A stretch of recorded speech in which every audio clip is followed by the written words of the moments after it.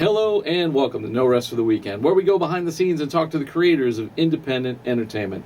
I'm Jason Godbey, and with me in the Rabbit Hole studio today, she is an accomplished actor and producer, Miss Kathleen Simmonds. Welcome, Kathleen. Thank you for having me, Jason.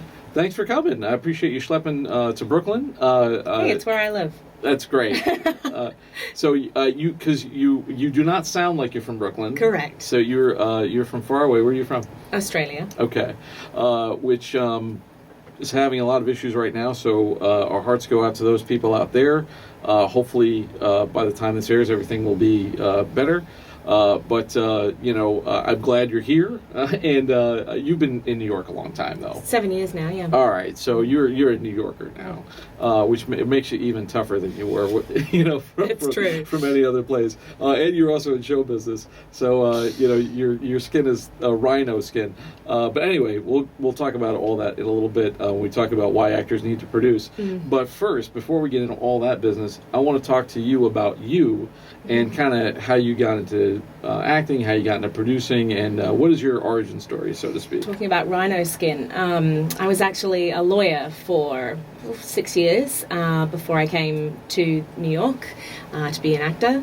I practiced in energy and resources M&A work, which is very common in Australia because that's a lot of the industry there. And then one day I woke up and thought, I cannot do this anymore. And I packed 3 suitcases, got on a plane to New York, and here I am. Wow. Yeah.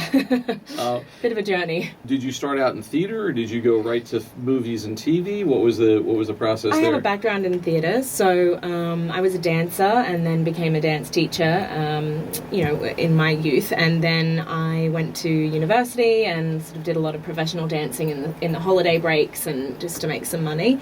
And then, when I became a solicitor, it really wasn't, a job that allows you to have any time to do any artistic endeavors. So I gave that all up, and then when I had done about 5 years of practice, I actually got a little bit part in a soap in Australia and did 4 episodes and got the bug back. And so I did a couple of regional shows and then decided to pack it all in, my career that is, and start a new one. So you kind of transitioned from acting into producing, because I assume that you didn't start producing right away. You started out acting first. True. I did my master's at the Actors Studio, and then I became a lifetime member of the Actors Studio here in New York, and so I do a lot of theatre. But because of my legal background and my ability to handle a lot of things at once and look outside the box and be very detailed oriented, I was looking for something to do between auditions, and producing is just a really easy, natural way for me to also see the other side of the industry. So I started doing that too. First person ever on the show to call producing easy. Ha! Compared to being a lawyer, it is easy. All right. Well, I'm sure that helps. I mean, we actually had an entertainment lawyer on the show not too long ago, and we were talking about kind of what he does. And so you were like a litigator. No, a corporate lawyer. So I was doing mostly negotiations, contracts, that kind of thing. Well, that fits right into producing world, because that's half your job is figuring out SAG contracts and unions and all that kind of stuff. Mm-hmm. But it's very interesting to me because this has definitely been a trend that's happened in the industry, and certainly a trend that's happened on this show. I've had a lot of people who started out as actors who became producers or directors or writers because of the sort of necessity it is now to create on your own. The world has changed quite a bit since then. So you've done several projects. The project that we met a little while back at the New York City Web Fest, mm-hmm. And I know that you have a web series project that you're working on. Mm-hmm. So I want to talk about that a little bit, and then we kind of talk a little bit because you were in that, and then you were also producing it. Correct. So, and that's called Woe Is She. Woe Is She. So tell me a little bit about the project and kind of how it came about and how you kind of got behind the camera as well as in front of the camera. Yeah, so that show came about through a collaboration I have with 2 women that I went to the Actors Studio with, Stephanie Fagan and Chelsea Lockie. Chelsea's a director and Stephanie's a writer and actress. And we were sitting around one day just thinking about the terrible scripts that we'd received as actors and the horrendous auditions we'd been on, which I'm sure you can all relate to, and just deciding what we could do on our own. And at first it was sort of us trying to wangle Stephanie into creating some real scenes for us just to get our, package together. And she wrote these fantastic scenes that we thought, actually, these characters are amazing. The story is something we really connect to, so let's make it a series. So we made 7 episodes, about 6 to 8 minutes long, and we've had a lot of success in the festival circuit, and we're about to release in February. Describe the characters. Describe the woman you play, and also the main character. Yeah, so the main character, Jenny, and I play her best friend, Nicole. And it's basically what happens is Jenny is diagnosed with depression, and she comes to live with her best friend, Nicole, who we describe as a well-meaning bad influence. And it's just a really raw story about 2 women who are going through an issue that a lot of women suffer with, mental illness, and trying to just live and work and succeed with that in the background. Was that sort of part of the point? Was it to make a show that was sort of about mental illness, or is just these are characters and one of them happens to be mentally ill? Correct, the second. So Okay. we never intended for it to be about mental illness, and we certainly never wanted to say that we are experts in the field in any way. That's probably a good move. This is just a story that the 3 of us really connected with. I've had my own experience with depression, which I believe a lot of creative people do, and so it was something that I could tell from my own perspective, and we wanted to make it into a comedy. It's a very dark comedy, just to make the topic a little bit more palatable, I suppose. But that's just also the way that Stephanie writes, and she is just brilliant. Yeah, I think if you're an actor and you said that you haven't been depressed, you're not being honest with yourself. Yeah. I think it's very common in all forms of creative people. It's a very difficult road, and it can be very discouraging, and it can be very depressing. And a lot of it is out of your control, which is something that a lot of people find very difficult. Yeah, absolutely.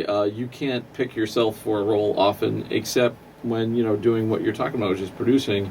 Now, was it also organic that you said, I'm going to produce this thing, or was that kind of like, oh, Kathleen, she's produced things before, let's, did you choose it, or did somebody choose it for you? Actually, from the very beginning, the way that 3 of us worked has always been equal, so we actually made the choice very early on that if we didn't all agree, then we all wouldn't do it, and that's something that's really stood the test of time for us 2 years later.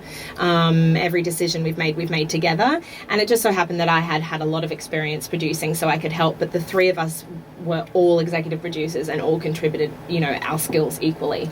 And just for the folks at home who don't know, give us a little of your bona fides as it were as a producer. Like what kind of stuff have you produced in the past? Mostly network feature films and limited series in the documentary space for HBO, Amazon, Netflix, Lifetime.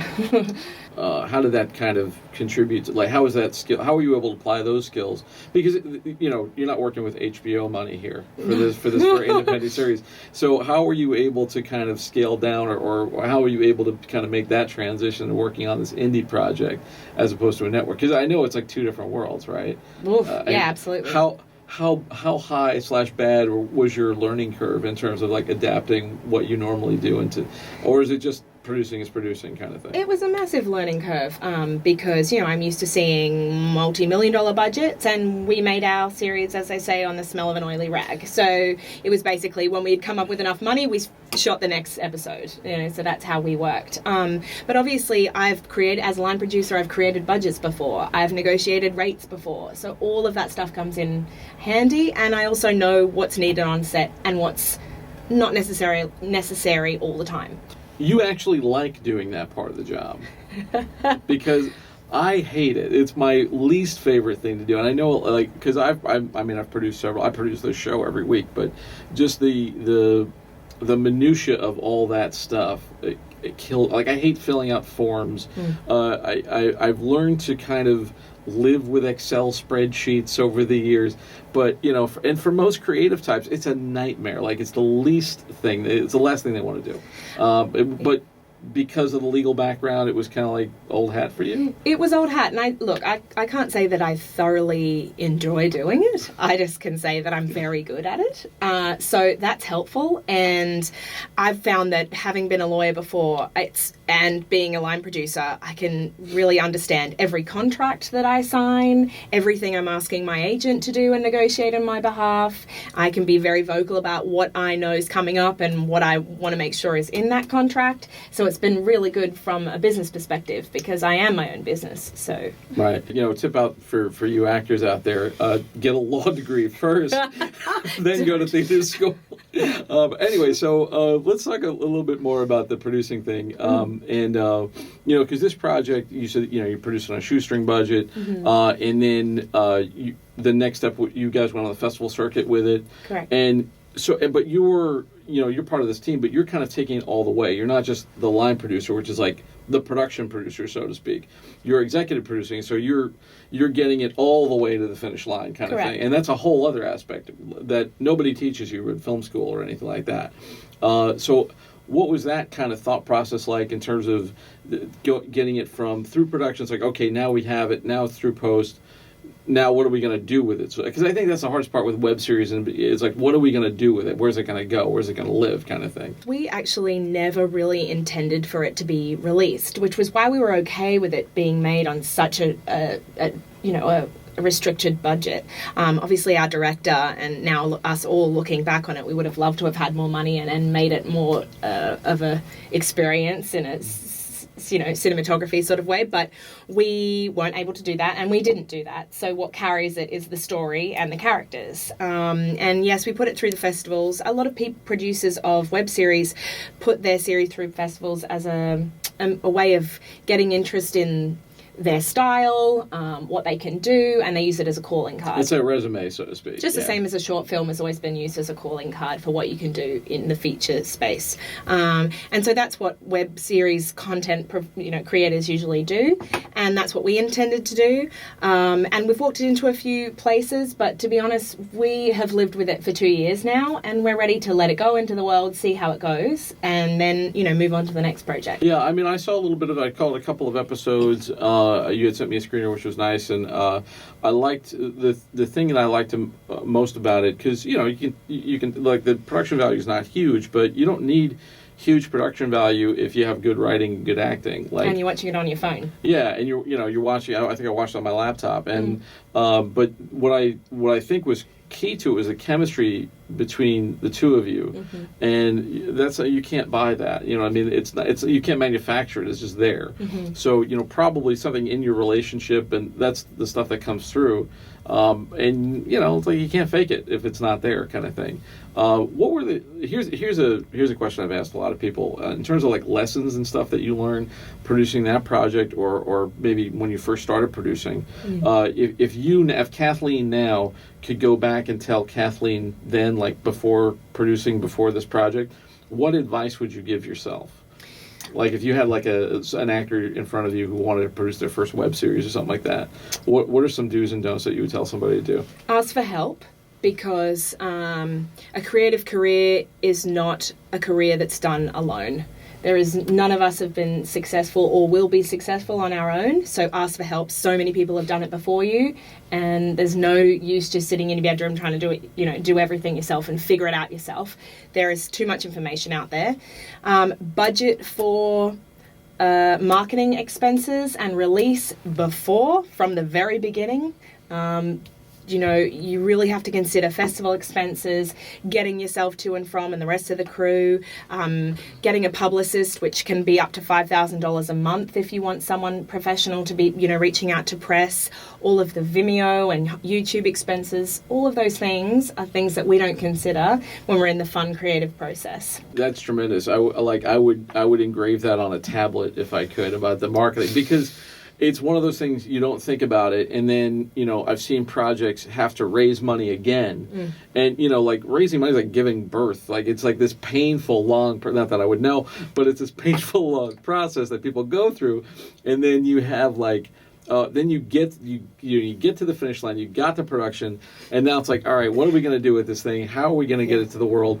How are we going to get it into festivals? And I was talking to somebody just the other day. They had a short film. And he's like, man, we sent it out to 30 festivals, and it's an arm and a leg, to do that. So it can be up to $70 a submission fee. Yeah, and you have to be very strategic about where you're going to put it, like who's right for us. I mean, part of the reason why we cover festivals on this show is to tell people, like, is this festival right for your project? Is this a good place to go? Do they get fans? Do people get distribution after they get in this festival? Because a lot of them are just like, yeah, they'll charge you money and you'll show up and it's you and 12 filmmakers looking at your movie. So like, what's it really doing for you, and is it worth it? So you have to do all that research. It's a lot, man. It's a lot of bloody work. And for you too, like we talked a little bit before we started rolling, this seems to be the switching chair from actor to producer seems to be a necessity nowadays. And for some people, it's a necessary evil, and for some people, it's a great experience and creative growth. So talk about kind of some of the lessons that you learned and how you kind of. Was there a pivotal moment? Was there like a aha epiphany that you went, oh, you know what? I just got to make my own stuff. Was that part of it, or was it just because you could get work as a producer because you had that skill that you kind of fell into making your own stuff? I think it came out of pure frustration, to be honest, and that this is my second career, so I knew that it was this or nothing else. There was no way I was going back to practicing law, so I have to make a success of this. And I also knew that I was starting late, being a bit older and competing against people who had, been doing this for a really long time. And she looks like she's 27 years old, by the way. Thank you. And so I knew that I needed to find out as much about the industry as I could, and I wanted to understand why I wasn't booking things, or, what were the things that were out of my control, because we all know as actors how much is out of our control. And so that's what I found about producing, is it's fascinating to sit next to the showrunners, the decision makers, the executives, because as a line producer, that's what I do. I'm sitting with those kind of people on a day-to-day basis, and I'm hearing the conversations. I might not be necessarily on the call, but I'm hearing, oh, we're not going for that actor because of X, Y, Z. Oh, I can't believe they did that on set. Or an editor's sitting there, editing a scene and swearing under his breath about a particular actor's performance in this particular take. And so you absorb that by being around that, and now I can hopefully bring that into my career and say, well, I'm not going to do that because that editor hates that, and I'm definitely not going to do that. Oh, and by the way, this is out of my control, so forget about that part of it when I walk into an audition. So it's sort of all of those things. It's almost like learning the technical side of things in a way, where you have if you have a technical knowledge, if you know what's going on behind the scenes, then everything in front of the camera is going to be informed as well. Correct. And what I've learned is just by, like watching other people's stuff, going to film festivals and seeing what they actually accept makes a big difference when you're trying to make a film that's trying to get into festivals. A lot of people never do that. They just see Hollywood movies. They don't see indie movies, or they, like, for television, different mindset. Like, you're working with a showrunner. I bet a lot of filmmakers, they don't really understand what a showrunner does. They don't know what that process is. They're the boss. Well, and they don't realize, like, if you're a director and you get a TV job, you're the director, but the showrunner it might be your job, but it's their show, kind of thing. And director is generally what we call a gun for hire on a serial TV show. So you might have a different director for every single episode, but the showrunner is the same. So that's how you know they're the boss. And they're keeping the continuity throughout. They're keeping that show looking like that show. They're often the creator. Right, and the actors too. Those actors that you're working with, they've had those parts longer than if you showed up for the day or showed up for the week to direct, that person playing that role knows that role better than you ever will, because they've been doing it for weeks on end or 6 seasons or whatever. So just learning those different mindsets, and if you want to be on both sides of the camera, like all that stuff, it's like priceless information, because where else were you going to learn that?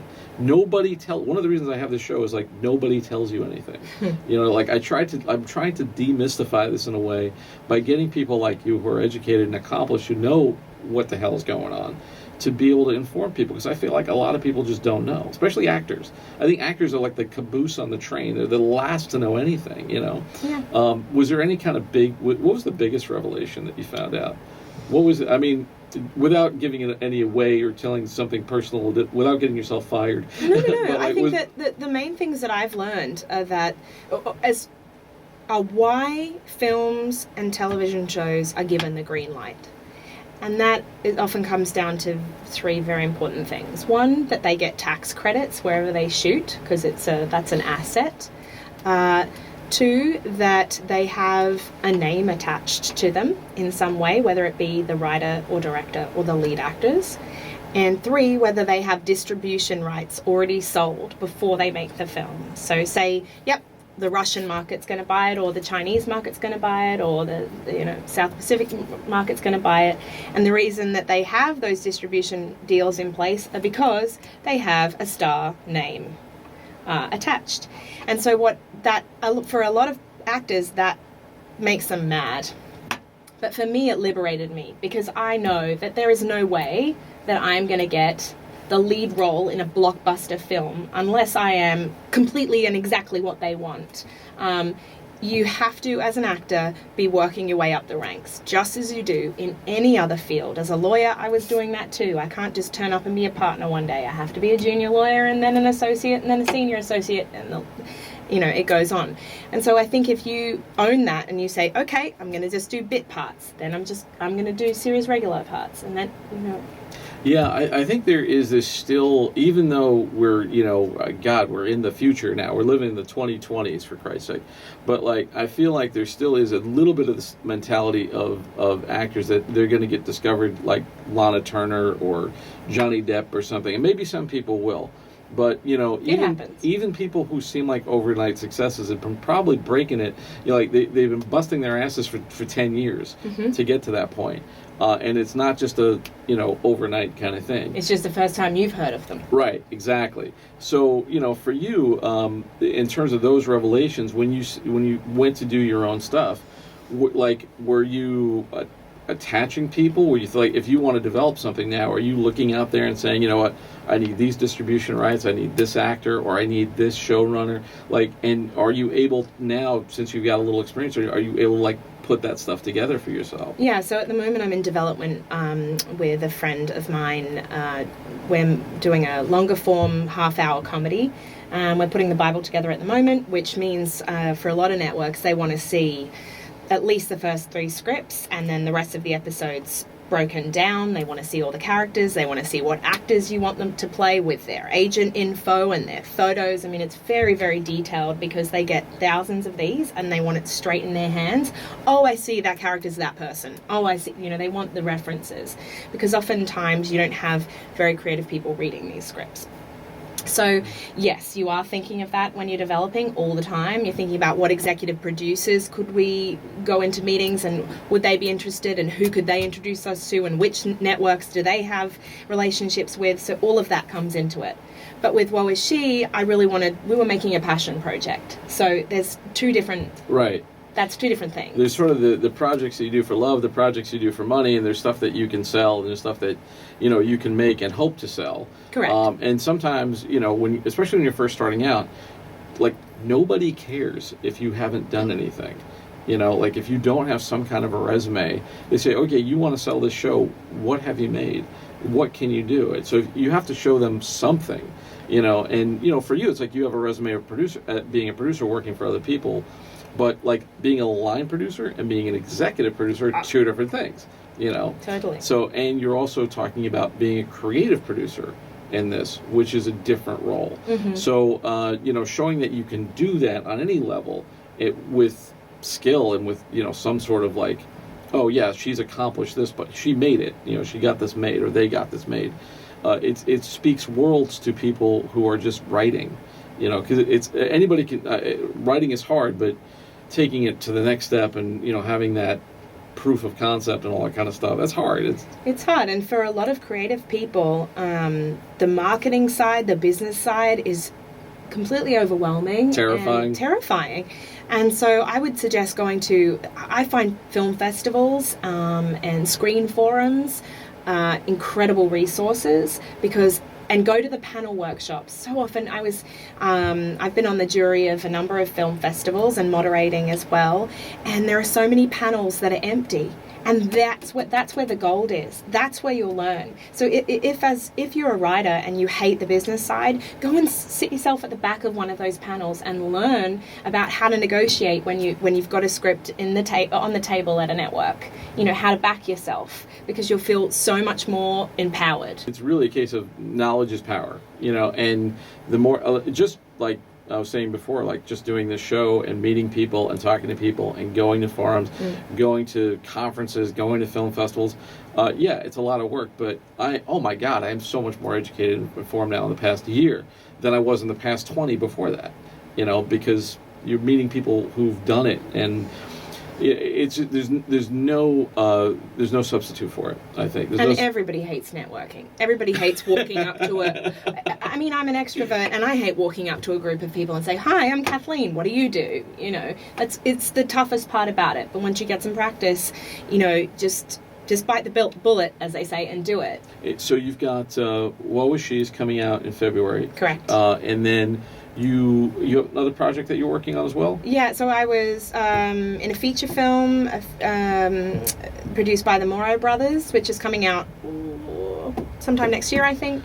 And I'm currently producing 2 limited series for the Lifetime channel and for the History channel. But you can or cannot talk about them. You can't even say what type of series they are? They're documentary. The documentary, okay. All right, so we'll look out for those. And I'm looking to buy the rights to a book at the moment, so I'm in negotiations with that and hoping to make a feature out of it. I'm developing a new comedy. Anyway, I'm going to wrap up, but this has been terrific. It's been very informative for me and hopefully for anybody listening. And, of course, you're lovely and delightful to sit next to and chat with. You'll have to come back when you have other stuff. Maybe I can bring my co-creators around or something. We'll see. I have to figure out how to fit more people into this studio. You can sit on the edges of the chair. Because it's tiny up in here. But anyway, and we only have a half an hour. So, but anyway, I'm going to wrap up. But for those who want to know more about you and your projects and upcoming, where can they find you on the web? At Kathleen Simmonds, and for Woe Is She, at Woe Is She series. Thanks to you all out there for taking this trip down the rabbit hole. For more of our content, including our movie reviews, you can find them on our website, norestoftheweekendpodcast.com. And you can also subscribe on your favorite podcast app. And now we're on Patreon, so you can find us on patreon.com/norestoftheweekend. Once again, I want to give a quick thank you to Kathleen Simmonds. Thanks so much for coming. Thanks, Jason. And I hope to have you back soon. For Behind the Rabbit Productions, I'm Jason Godbey. Thanks for joining us. We'll see you next time.